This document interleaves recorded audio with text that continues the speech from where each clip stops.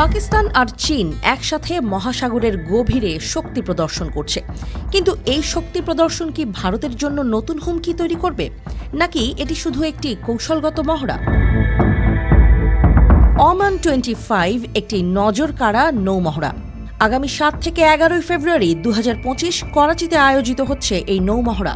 এটি পাকিস্তান নৌবাহিনীর আয়োজিত একটি আন্তর্জাতিক মহড়া, যেখানে 50টিরও বেশি দেশের অংশগ্রহণ প্রত্যাশিত। বিশেষ করে এই মহড়ায় চীনের পিপলস লিবারেশন আর্মি নেভির সক্রিয় অংশগ্রহণ নিয়ে বেশ আলোচনা হচ্ছে।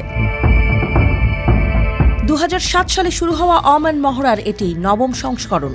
এই মহড়া পাকিস্তানের কৌশলগত অংশীদারিত্ব ও বহুপাক্ষিক সহযোগিতার প্রদর্শনী হিসেবে কাজ করে। চীনের অংশগ্রহণের তাৎপর্য। চীনের অংশগ্রহণ শুধু একটি সামরিক মহড়া নয়, এটি চীনের belt and road initiative BRI এর অংশ হিসেবে ভারত মহাসাগরে তাদের অবস্থান শক্তিশালী করার একটি পদক্ষেপ। চীন পাকিস্তান অর্থনৈতিক করিডর CPEC এবং গোয়াদার বন্দর উন্নয়নের মাধ্যমে চীন ইতোমধ্যেই এই অঞ্চলে তার প্রভাব বাড়াচ্ছে।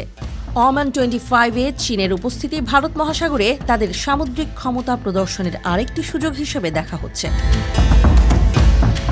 ভারত মহাসাগর অঞ্চলে চীনের ক্রমবর্ধমান প্রভাব ভারতকে কৌশলগতভাবে সতর্ক করেছে। 1. String of pearls strategy. চীনের পাকিস্তান, শ্রীলঙ্কা এবং জিবুতিতে বন্দর ও সামরিক ঘাঁটি স্থাপন, যা ভারতকে চারদিক থেকে ঘিরে ফেলার কৌশল হিসেবে দেখা হচ্ছে। 2. Challenges two dominance. PLA navy এবং পাকিস্তান নেভির যৌথ মহড়া ভারতের সামুদ্রিক আধিপত্যের জন্য চ্যালেঞ্জ হতে পারে। 3. ভারতীয় প্রতিক্রিয়া। ভারত দ্রুত তার নৌবাহিনীকে আধুনিকীকরণ করছে, কৌশলগত অংশীদারিত্ব বৃদ্ধি করছে এবং মালাবার ও মিলান মহড়ার মাধ্যমে আঞ্চলিক স্থিতিশীলতা বজায় রাখার চেষ্টা করছে। 4. PLA নেভি এই মহড়ায় নতুন ফ্রিগেট, সাবমেরিন এবং উন্নত প্রযুক্তি প্রদর্শন করবে। চীনের সামরিক দক্ষতা ভারতকে আরও দ্রুত নৌবাহিনী আধুনিকীকরণে উৎসাহিত করছে। ভারত ইতোমধ্যেই পরমাণু সাবমেরিন এবং উন্নত স্যাটেলাইট ও ড্রোন সিস্টেম যুক্ত করছে, যা চীনের কর্মকাণ্ড পর্যবেক্ষণে সহায়ক।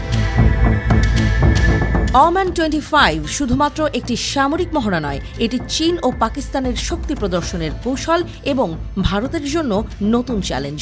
ভারত এই চ্যালেঞ্জ মোকাবেলা করতে কতটা প্রস্তুত, নাকি ভারত মহাসাগরে শক্তির ভারসাম্যে নতুন পরিবর্তন আসছে?